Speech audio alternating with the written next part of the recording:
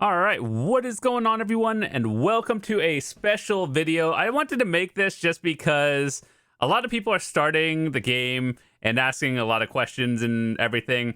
So here are 10 mistakes that I made while playing the game, whether I was a beginner or sometimes I still do it now, but 10 things that I would not recommend doing, and I'll explain all the reasonings for it as well. So first of all, these are not in any particular order, by the way. They're just kind of all equal in my eyes, more or less. But anyway, so let's start off with the first one. Life skilling on one character.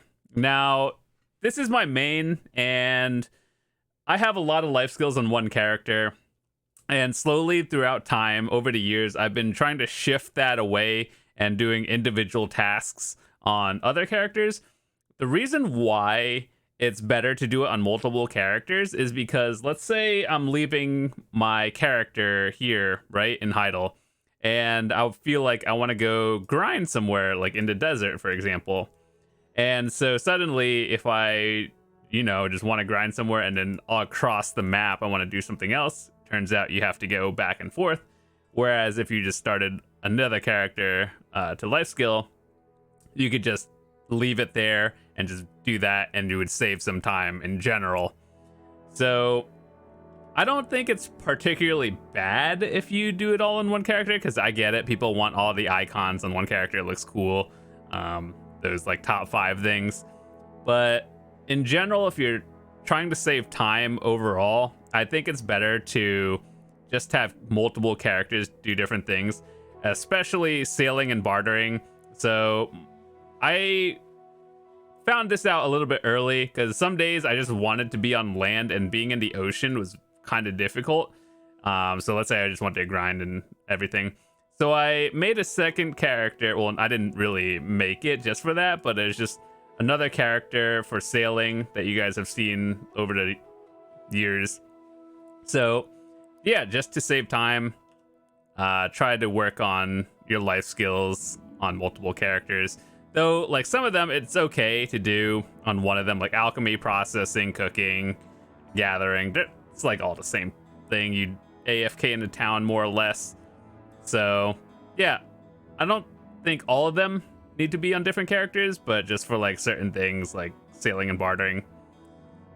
Sometimes, I guess, maybe training and trading, but overall, you'll figure that out.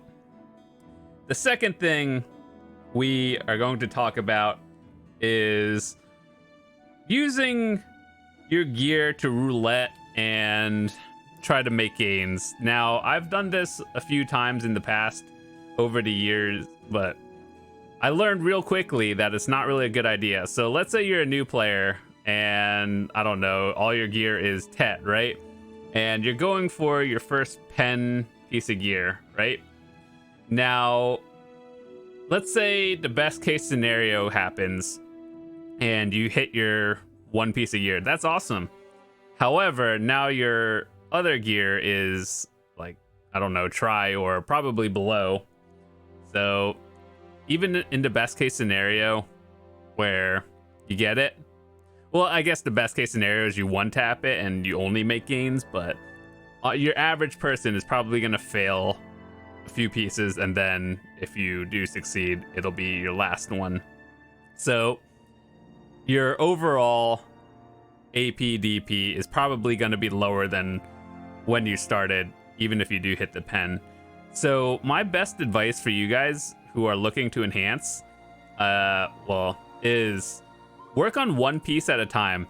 Now, over the years, this game has gotten a little bit easier in terms of gear progression, and I think that's awesome. I have always been a little above the curve in terms of gear just because I've been playing this game since launch, but these tips are just going to help you overall. So back in the day, a few years ago, I would have told you use a piece of backup gear, and chroning gear was not really a thing back then. Like, it was, but most people were just raw tapping it because percentages were hidden, and now it just shows them. So now we can just do math and figure out averages and whatnot. Plus, there are more guides than when I started. So just if you are looking to enhance, I would still say using a backup is good depending on the piece of gear. Or if you are doing it yourself, make sure to have enough materials to get back to where you started. So let's say you're going for a piece of, or your first pen gear, it doesn't matter what. Now you have a tet piece and try to save up enough materials. So the worst case scenario is you can get it back to tet. And that way, even if you fail, you have a bigger fail stack. At least your gear gains didn't go down. So yeah, that's a big one. Don't roulette, work on one piece at a time. Or the best thing is really just buy it. But I understand the thrill of enhancing. Trust me, if I didn't enhance, I would probably have almost perfect gear right now. But we do it for the content sometimes. So yeah, that's that one. Let's see, what else do we have on our list? Selling gear to buy back later. So I've seen this many times. A lot of people do this. Myself, not so much, because I've always hated the idea of going downhill or like just going down in gains and gear stuff. So like, for example, if you were going for your first, I don't know, pen black star, that's something that's worth a lot, and you're like 15 billion silver short. So I've seen people sell their Vel's Heart, extract Capra stones so they can afford it, and ultimately you're just lighting silver on fire because you pay the tax that the game takes out for everything, and your overall stats will be slightly lower. So I understand instant gratification and people wanting like their big ticket item right now, but it is better to have a little bit of patience. And this game as a whole is in it for the long run. It's not like one of those other MMOs we can think of where you just grind the highest raid, get gear, repeat. This one really just takes time, and you just have to progress at your own pace, whether it's slowly or you're just grinding 12 hours a day. But ultimately, I would not recommend selling your gear to get other gear because eventually you're going to have to buy it back. You're losing money on the taxes, and like even when you do get that gear piece, your overall number is not going to be as high as if you didn't sell your main gear. That goes for everything as well. Like if you're selling your life skill gear for other gear, that's less bad because they're like one is for life skill and one is your grinding. So if you want to focus more on one or the other, that's less bad, but you're still like, if you ever want to do everything in the game, I think that's just lighting progress on fire, hours of your time down the drain. So do your best to not do that. And the best case scenario is go at your pace, grind, have a little bit of patience, and you'll be okay. All right, so next thing we are going to be talking about is enhancing again and using Failstacks. So as we all know, there are soft caps and hard caps. Most people don't hit the hard caps for a lot of things because that number is really high. So it really depends on the piece of gear, but nowadays we can see the percentages of like whatever you're enhancing. And using fail stacks, I get some people get tilted, myself included. So if you're trying to enhance, like, I don't know, any piece of gear and you're failing like 17 times over and over, and you're just like, I don't care anymore, I'm just going to overstack and try to get this. Ultimately, that is not the best play. I am guilty of doing it myself, but once again, patience is a very important thing. And over time, I think I've gotten better at it. And try not to overstack on certain pieces of gear. So if you are unsure of what is the proper stacks to use, feel free to ask in the comments, join the Discord. I'm happy to answer questions and help players like not get completely destroyed. And you could also just look up a guide on whatever you're looking for as well. Now that the game has been out for a while, people have optimal stacks and everything. So once again, try to use optimal stacks. And I know that sometimes doing math in this game and figuring out how much would this cost to make this is not something we want to do, but this is catering towards your more average person versus like the 1% of people who already have an established setup and they can afford to make a few more mistakes. And I guess not really mistakes, that's not a right word, but they could do things less optimally than we do. But yeah, so just make sure to be careful on how you fail stack, and don't use that 200 stack on something that you might not have for a long time. So I get it, tilting is a thing, but if you can have a little bit of patience, and overall I think you'll be fine. All right, so next, one thing I think this is a big mistake that I did early on, especially as a new player, is not having my nodes set up early on. And when I was a new player, I didn't really understand the whole concept of nodes and how it really helped me. So I was just getting contribution points over time by just playing the game.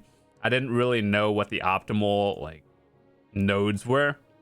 And even now in 2022, I think the nodes they're not the most profitable thing, and there is no right or wrong answer to what you pick. However, you see this contribution point number at the top, everyone's going to have it. You want this number to be as low as possible, or, well, I mean, the 403, for example, is you want to get a higher pool of contribution points. However, you don't want to have as many contribution points sitting there unused. So you always want to have your nodes into something. And what that is, that's really on you. There's no right or wrong answer. I guess the best tip I could give you guys, if you are trying to figure out what to do and you're completely confused, is put it into nodes that you think you'll need. So for example, if you enjoy cooking a lot, put it into various nodes where it'll give you cooking materials or anything you need. So if you are gathering multi-step crafts, it'll just take one step out of that craft that you need to do. So if you are trying to build something, and a lot of these are realistically whatever you need, so you can always swap them out. It takes a little bit of energy, but overall, just pick what you think you need is probably the best thing. I do have a video of my entire node setup, but what I use might not be useful for you. So just keep that in mind, and just kind of look at the nodes as you unlock them and figure out what you need. Also, there are a few things that I could give you as a tip. So certain nodes have like secrets to it, and it's not really a secret per se, but some nodes have excavation, and they don't just pop up when the node appears. You have to go to the manager, spend like 50 energy or something, and then excavation will like unlock on it. So those are something that are like you should get early on. Traces are pretty valuable. You might not need it now, but eventually you might. So there is an interactive map on the internet. I think Something Lovely. I don't know if that's been updated in a while, but that'll just give more or less updated information on how to properly, well, it doesn't tell you how to set up a node, it just tells you what nodes are everywhere. So it'll help you understand and pick stuff that you might need. So, okay, that's number 5. Number 6, not joining a guild early on, or just not joining a guild in general. Now, I understand people play MMOs for various reasons, whether you want to play solo, whether you want to have like an interactive experience, or you just want to be a social person. Well, whether you want to do PvE, PvP, and whatnot. There's always a benefit of joining a guild, and there are buffs or guild buffs that happen that will just make things slightly easier. And just by being in a guild, there are passives. So I think I could show you. So these are guild buffs. Your officers and guild master can pop them, and they just make things a lot easier, whether you're a life skiller, grinder, and a lot of other stuff. But you could do guild missions that give you and your guild money. And so, like, let's say you pop a guild mission, right? And then you just, I don't know, let's take this 800 log one. You do it, your guild gets money, and then you can click the collect wage money, and then that's like extra silver in your pocket. So other things that we have are, where is it? Like guild bosses. So for people who like doing various things, there are like weekly guild bosses and stuff.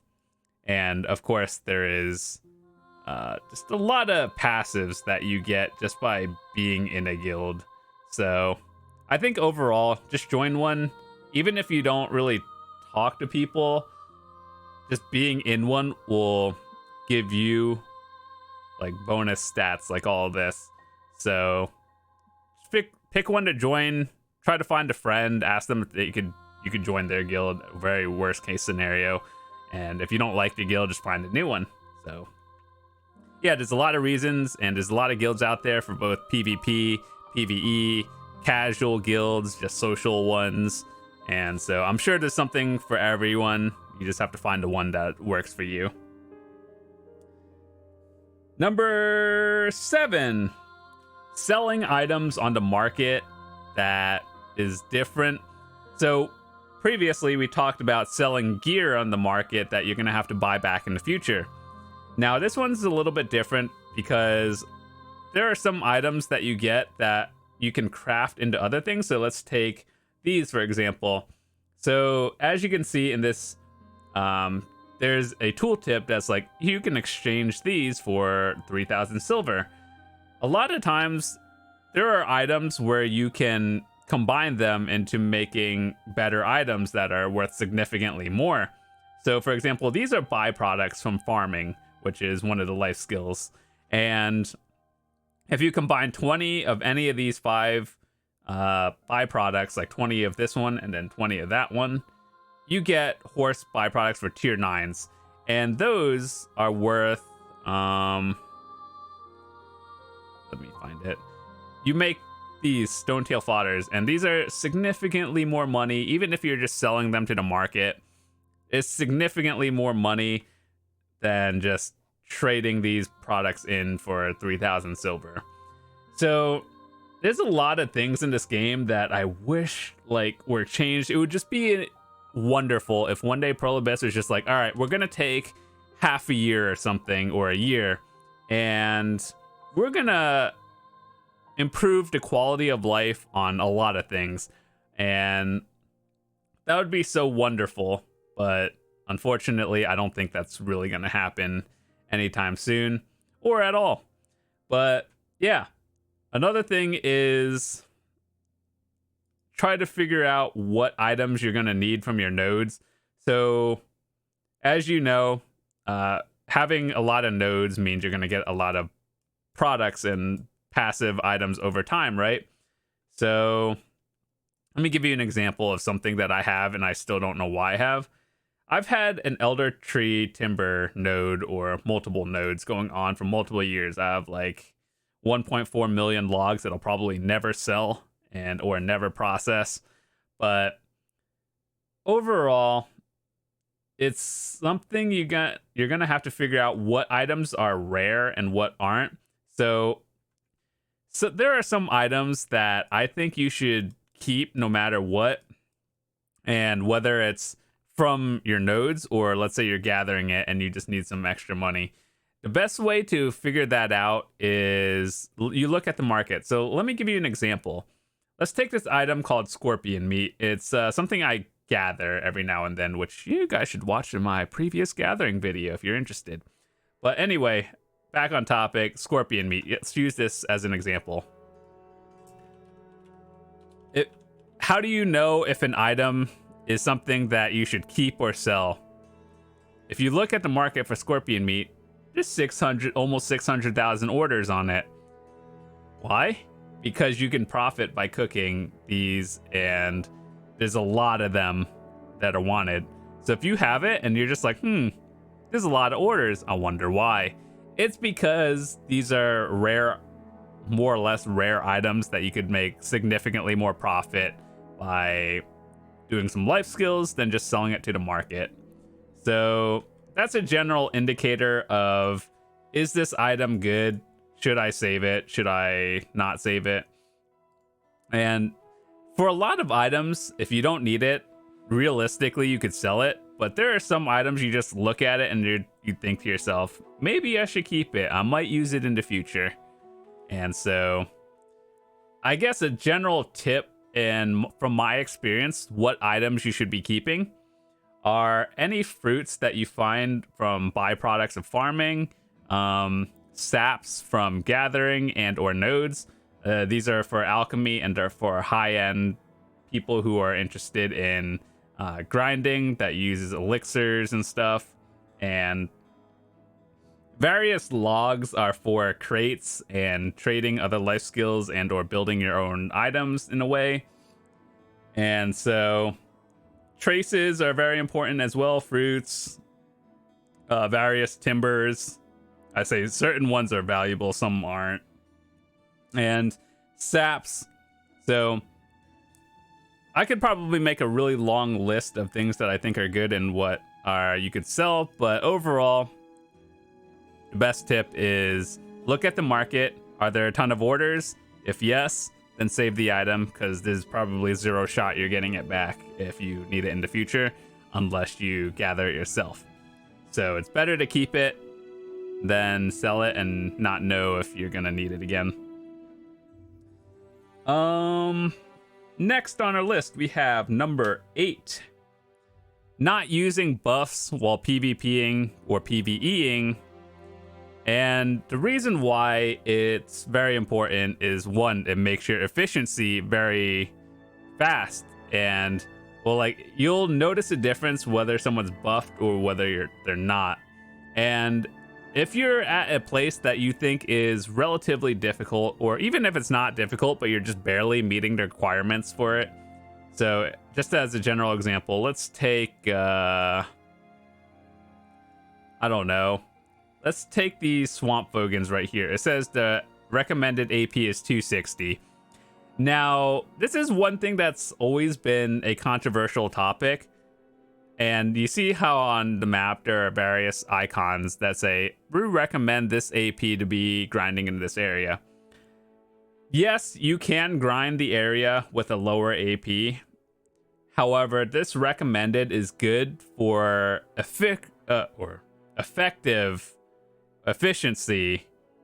And I think that if you're like barely meeting those requirements, you might struggle a little bit, but that's why using full buffs is probably going to be the best way, and you'll notice a difference in your overall trash loot. That means you'll probably be making more silver, and you're probably wondering, okay, so it cost me, I don't know, insert X amount of silver to pop all these buffs, right? Let's take, I don't know, 3 million, 3.5. Yeah, let's say your buffs are like 5 million in potions, plus the hour of tent buff. Generally, the buffs will pay themselves off during your grind, depending on where you are most of the time, but you will. And so if you just want to, I think it has always been proven that unless you are doing something wrong, you'll always pay off the buffs. And there are cases where sometimes people just don't want to do the 50 mil tent buff, which is fine. But I think using like a food and elixir at very minimum is probably the minimum you should use. So just use a cron meal if you're very lazy and you don't want to do full elixirs, at least use a food, at least use some sort of elixir, and you'll definitely make the silver back. So that is one thing. If you want to improve your grind, that's how you do it. And so just always use buffs. It'll just make everything smoother and you'll feel better. All right, number 9. That is something that I used to be cheap on. So just remember, it's good. Number 9, I would say this. I don't know if this isn't really a bad thing, but it's definitely something that's overwhelming. So if you're a new player and you are coming into this as your first MMO, one thing I would recommend not doing is trying to do every single quest in the game on your character. Now, I know there are quests like doing the 30,000 to 100,000 quest achievement. However, if you are a new player, I would recommend sticking to the storyline first, as it'll help you progress through the story and then help you get better gear. But if you're trying to do all the side quests along the way, I think you'll just get more overwhelmed. You won't know what you're doing. Sometimes some of these side quests are just not fun, and quite honestly, I still have a lot I have to do. But as a new player, I would recommend sticking to the storyline, and then if you really enjoy questing, I mean, by all means, go for it. But I just think that some of these could be overwhelming, and that's why over the years they have been, and by they, I mean Pearl Abyss has been trying to streamline more of the quest lines to make it a lot easier. So yeah, just don't do everything at once. Try to find something you enjoy doing and then stick to that. But if you want to quest and you enjoy questing, by all means, go for it. I don't think it's a bad thing. I just think it's overwhelming for newer players. So when is the right time to actually do it? When you finally figure out what you're actually doing in this game, and then you kind of have a general idea of, okay, this game more or less makes sense now. Now I can go do all the side quests and whatnot. So if you're trying to do them all on your first, I wouldn't say playthrough, because this game is like, once you discover it once for the most part, you're good. But like, you see how there's so many different icons over here on your screen. It's like, you could turn these on and off, actually. So if you click them, turn them off, on and off, that's cool. So like, let's say if you only like life skilling, turn everything but life skilling off. Fishing, you turn them on and off as you like it. And so I still have a lot of quests to do, but I kind of just filtered it down to what I enjoy doing. That's why I don't get burnt out of this game, because I'm not doing boring stuff I hate. So that's one thing. There's no right or wrong answer. Just do what you think is fun. Number 10 is wasting energy. So as you know right here, this is your energy, current energy and energy pool.